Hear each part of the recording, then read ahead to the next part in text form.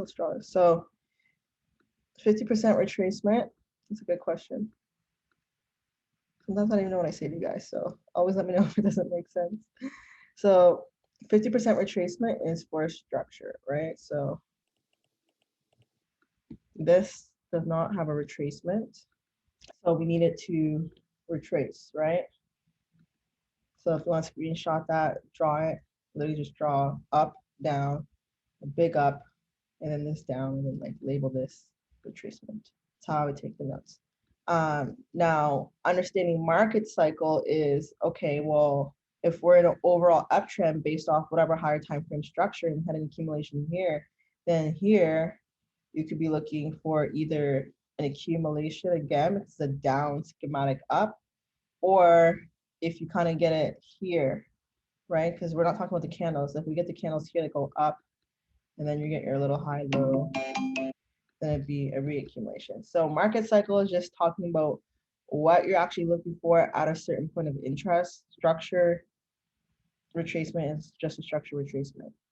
So structure retracement is more of like the area, and then market cycle is understanding what you're looking for. So if I get this 50% retracement right here, am I looking for a distribution?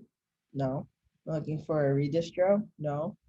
I'm looking for accumulation, or if price moves, a reaccumulation. So that doesn't have to do with any type of 50% pullback. But if I'm looking for points of interest, right? So this is the move, right? The move up, and I have an imbalance here. I need to delete this. Sorry. Okay.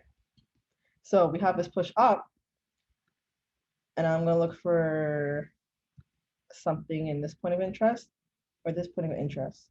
So the point of interest needs to be within a 50% pullback. So it has to be this one down here. And if we're down here, we're either looking for a accumulation, it's going to be down schematic up, or it's going to be a reaccumulation, which is an up schematic. Up schematic up. Is the top and bottom of the range the same as the highs and lows? Just to clarify, if you're looking for a reaccumulation, do you still need to have a 50% retracement? Reaccumulation does not depend on retracement. They're two separate items, don't mix them up. So me looking for an accumulation has nothing to do with the retracement. Retracement is a location, accumulation is a schematic. I can look for an accumulation here, I can look for it here, I can look for it here, I can look for it here. But where am I going to look for it? I'm going to look for it in a 50% pullback. I'm just trying to make sure I answer you guys' question as much detail as possible. So if this is up in a retracement, right? You may have, so this is a 50% retracement, right?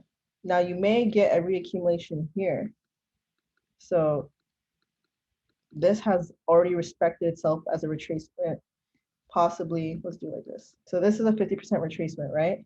So price can go create a new high, unhealthy price action, and reaccumulate. So this reaccumulation has nothing to do that it already did a 50% pullback.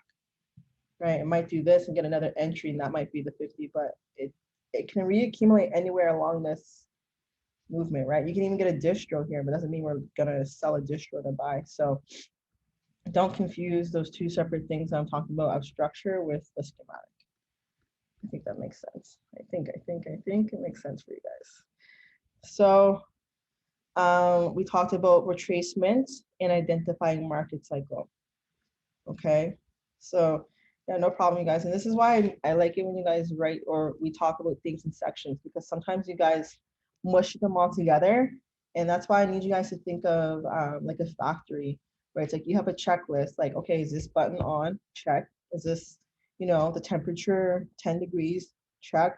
Am I wearing the hat? Like, it's not really related, but you need all the elements, but they're not really related. So I think sometimes with Forex, we try to say, like, we try to mush all the ingredients together. Like, you have to do structure a certain way, and then you can start the schematics a certain way, but you can't mix it together. So don't know if that helps paint the picture, but that's kind of how I've been relating it lately.